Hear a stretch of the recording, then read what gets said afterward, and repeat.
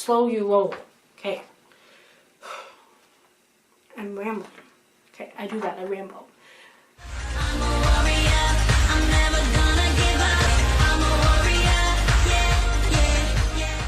Hey guys, thanks for joining me for another day of V.E.D.A. I'm going to tell you how I met my husband. So when you're of 18 years of age, within my church, you start going to something called branch, or YSA, which means young single adult. And basically, it's ages 18 to 30, where you can meet friends, start dating, and meet a potential husband, which in my case, it worked. I was 19 years old. I'd been going to this YSA for about 4 months now. I hadn't really made very many friends.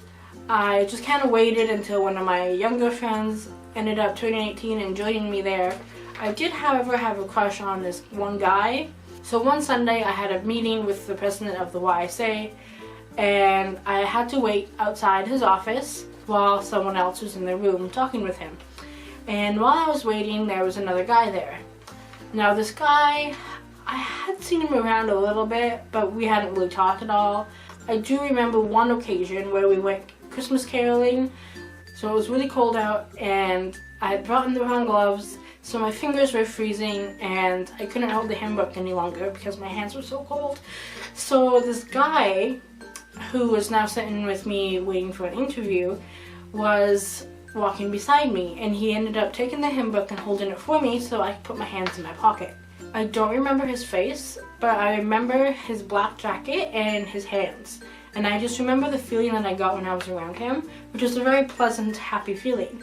And at that time of my life, feeling happy was definitely a feeling I was going to notice.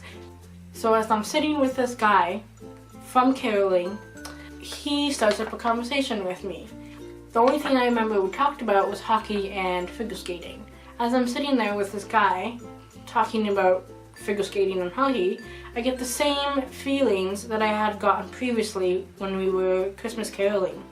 I just felt all light and happy and just peaceful. I go throughout my week, and I come home Friday afternoon from work.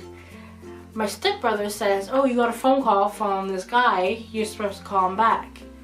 And I immediately knew that he was talking about the guy from church. I don't know how I knew this, but I knew this, so I called him back.